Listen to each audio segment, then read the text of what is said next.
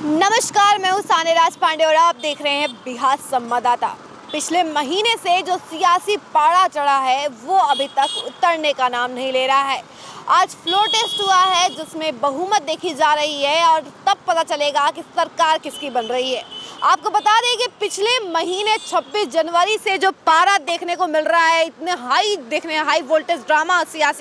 High voltage drama देखने को मिल रहा है, वो अभी तक खत्म होने का नाम नहीं ले रहा है। पिछले 26 जनवरी को जिस तरीके से नीतीश कुमार और तेजस्वी के बीच में मतभेद देखने को मिल रहा था, खिटपिट देखने को मिल रही थी, उसके बाद 28 जनवरी को सुबह में ये खबर आती है कि हो सकता है कि नीतीश कुमार जो हैं वो पाला बदलेंगे और एनडीए गठबंधन में शामिल हो जाएंगे। और इस बात पे पुष्टि तब हुई जब सारे मीडिया बंधु विधानसभा पहुंचे थे और नीतीश कुमार जो हैं अपने आवास से निकलकर विधानसभा पहुंचे इस्तीफा देने के लिए। उसके बाद इस्तीफा सौंपने के बाद वो एनडीए गठबंधन के तमाम नेता लोगों से मिले, सम्राट चौधरी, विजय सिन्हा और कई लोगों से मिले। यही वो विधानसभा है जहां से ये सियासी खिटपिट और यूं कह ले ये उठापटक देखने को मिला था और यहीं से इसकी शुरुआत हुई थी। यही वो विधानसभा है जिस दिन 28 जनवरी को जहां पे हलचल देखने को मिल रही थी। तमाम विधायक, नेता, बीजेपी के और एनडीए गठबंधन के सभी विधानसभा पहुंच रहे थे। नीतीश कुमार की आवाजाही लगी हुई थी। नीतीश कुमार आवास से कभी विधानसभा, विधान से कभी आवास, और उसी बीच बीजेपी के तमाम विधायक जो हैं वो भी आ रहे थे। मीडिया बंधुओं की लाइन लगी हुई थी और सभी एक ही चीज़ पर अटके हुए थे कि आखिर क्या हुआ कि नीतीश कुमार ने पाला बदला। और आखिरकार नीतीश कुमार ने ये पूरी चुप्पी तोड़ी और बताया कि आखिर उन्होंने पाला क्यों बदला। जब मीडिया बंधुओं ने उनसे पूछा कि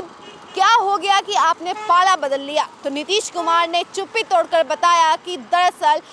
इस गठबंधन में कुछ ठीक नहीं हो रहा था, यानी कि इंडिया गठबंधन में कुछ ठीक नहीं हो रहा था, इसीलिए उन्होंने ये डिसीजन लिया कि वो एनडीए गठबंधन में शामिल होंगे। जैसे कि वो पहले भी एनडीए गठबंधन में शामिल थे, उसके बाद उन्होंने पाला बदलकर आरजेडी में शामिल हो गए, आरजेडी के गठबंधन में बना लिया उन्होंने। उसके बाद महागठबंधन छोड़ के फिर वो वापस से एनडीए गठबंधन में आ गए। उसके बाद आपको बता दें कि जब एनडीए के तमाम नेताओं से बातचीत की गई और नीतीश कुमार के पाला बदलने को लेकर सवाल किया गया, तो वहीं एनडीए गठबंधन के जितने भी तमाम नेता हैं वो भी ये बात कह रहे थे, क्या हो गया कि अगर सुबह का भूला कोई शाम को आ गया। नीतीश कुमार भले ही चले गए थे, भले ही उनकी मति भ्रष्ट हो गई थी और उन्होंने पाला बदल लिया था, लेकिन वो फिर से होश में आ गए हैं और फिर से उन्होंने एनडीए गठबंधन में शामिल हो गए हैं। इससे सरकार जो है डबल इंजन की सरकार बनती है और फिर बिहार की सरकार इसी तरीके से चलती है। लेकिन जब ये बात का दावा ठोका जा रहा था कि नहीं नीतीश कुमार जो है पाला बदलने वाले हैं, तो तब जो है बहुत कम लोग विश्वास कर रहे थे। वहीं आरजेडी के तमाम नेता कह रहे थे कि ऐसा कुछ भी नहीं है कि नीतीश कुमार पाला बदलने वाले हैं। लेकिन अचानक से ये खबर आती है कि नीतीश कुमार जो है वो काफ़ी ज़्यादा परेशान है और उन्होंने एनडीए गठबंधन शामिल होने का ये डिसीज़न ले लिया है, उन्होंने ये खुद कहा था। उसके बाद से ये पूरा का पूरा डिसीज़न लिया गया और नीतीश कुमार ने खुद सामने आकर मीडिया को कहा कि हाँ, हमने पाला बदल लिया है, इस्तीफा दे दिया है और जल्द एनडीए के साथ गठबंधन में भी जुड़ जाएंगे और डबल इंजन की सरकार बनेगी। उन्होंने पाला बदला, उसके बाद बिहार में एनडीए की सरकार बनी। उसके बाद बयानबाजियों का सिलसिला चालू हो गया। आरजेडी के तमाम नेता जो थे वो काफ़ी दिनों तक चुप थे, उन्होंने कुछ बोला नहीं था, लेकिन फिर भी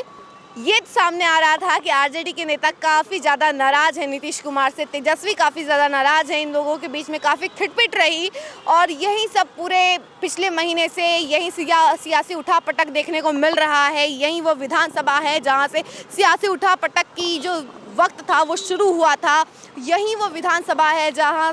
नीतीश कुमार ने इस्तीफा दिया था और एनडीए की सरकार बनी थी, शपथ ग्रहण किया था नीतीश कुमार ने, सम्राट चौधरी ने, विजय सिन्हा ने डिप्टी सीएम का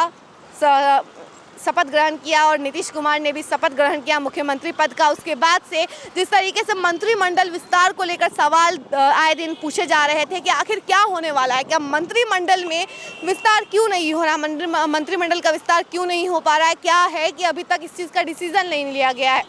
वहीं जीतन राम मांझी की तरफ से भी लगातार सवाल किए जा रहे थे, लगातार मांग की जा रही थी कि उन्हें 2 मंत्री पद चाहिए थे, लेकिन उन्हें सिर्फ 1 मंत्री पद दिया गया था और वही मंत्री पद दिया गया था जो कि उन्हें बार बार मिलता था। यानी कि जो मंत्री पद जीतन राम मांझी को मिलता था वही मंत्री पद संतोष सुमन को भी दिया गया, जिससे वो नाराजगी दिखा रहे थे और ये लग रहा था कि जिस तरीके से जीतन राम मांझी की मांगे जो है पूरी नहीं की जा रही है, जीतन राम मांझी जो है काफ़ी ज़्यादा नाराज थे और इसके समर्थक में चिराग पासवान भी दिख रहे थे। चिराग पासवान का भी यही अंदाज देखने को मिल रहा था कि नहीं, जो जीतन राम मांझी का मांग है वो बिल्कुल जायज़ है, क्योंकि जीतन राम मांझी तो थे वो पूर्व मुख्यमंत्री हैं, तो उनकी जो मांगे हैं कि 2 मंत्री पद होने चाहिए उनके कोटे से, तो उनका ये मांग सही है और ऐसा चिराग पासवान भी उनको समर्थक दे रहे थे। जिस तरीके से दिखने को मिल रहा था कि हो सकता है कि जीतन राम मांझी जो है, जिस तरीके से आरजेडी की तरफ से ये कहा गया था कि आप आ जाइए हमारे गठबंधन में, फिर हम आपको मंत्री बनाएंगे, आपको मंत्री पद के लिए खड़ा करेंगे, उसके बाद भी ये ऑफर ठुकरा के एनडीए में वो शामिल हुए। उसके बाद ये देखने को मिल रहा था कि हो सकता है कि अगर इनकी मांगे पूरी नहीं की जाती है, यानी कि जीतन राम मांझी की अगर मांगे पूरी नहीं की जाती है, तो जीतन राम मांझी महागठबंधन में शामिल हो सकते हैं और एनडीए की गठबंधन को ध्वस्त कर सकते हैं, ये भी देखने को मिल रहा था। वहीं चिराग पासवान के भी जिस तरीके से उनकी नाराज़गी रहती थी नीतीश कुमार से, ये भी लग रहा था कि चिराग पासवान भी पाला बदल सकते हैं, लेकिन ऐसा कुछ देखने को मिला नहीं। और आज फ्लोर टेस्ट होने वाला है, फ्लोर टेस्ट हो रहा है दरअसल विधानसभा के अंदर। और आपको बता दें कि इस फ्लोर टेस्ट में जिस तरीके से 28 जनवरी को हलचल देखने को मिली थी, आज भी वैसी ही हलचल देखने को मिल रही है। फ्लोर टेस्ट हो रहा है और आज देखा जाएगा कि बिहार में किसकी सरकार बनती है। एनडीए गठबंधन के पास टोटल 124 सीटें हैं, वहीं महागठबंधन के पास 114 सीटें हैं और उसके बाद बहुमत में देखा जा रहा है कि एनडीए के पास ज़्यादा सीटें हैं और वहीं महागठबंधन के पास कम सीटें देखने को मिल रही है। लेकिन तेजस्वी यादव ये दावा करते हुए दिख रहे थे कि बिहार में खेला होगा, ये हमेशा कहते हुए दिखते थे और वो देखने को भी मिला कि आखिरी टाइम पर वहीं बिहार विधानसभा के जो अध्यक्ष हैं उन्होंने इस्तीफा दे दिया। इस तरीके से पूरा का पूरा खेल देखने को मिला और उसके बाद ये भी लग रहा था कि तेजस्वी यादव की इस टाइम पर सरकार बन सकती है, लेकिन उनके पास फिर भी बहुमत कम थी और नीतीश का साफ तौर पे ही देखा जा रहा था कि नीतीश सरकार के पास ज़्यादा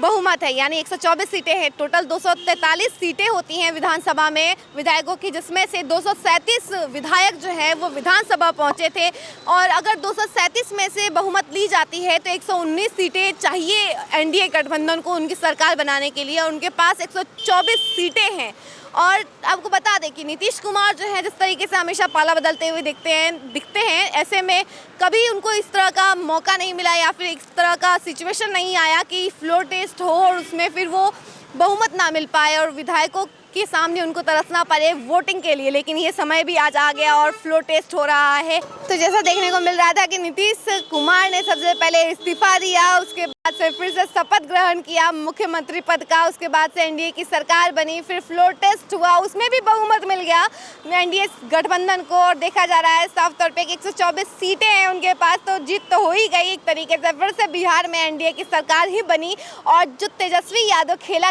कर रहे थे वो खेला धरा का धरा रह गया, यानी कि उन्होंने खुद के मुंह पे के बल वो गिर गए हैं और उनको जो है ना कोई बहुमत नहीं मिल पाई है। जो दावा कर रहे थे वो दावा जो है धरा का धरा रह गया, उनको कोई फायदा नहीं हुआ उनके दावे का और नीतीश कुमार की फिर से सरकार बन गई है बिहार में और बिहार में एनडीए गठबंधन की सरकार बनी है, जिसको लेकर जो लोग हैं वो भी काफ़ी ज़्यादा खुश हैं।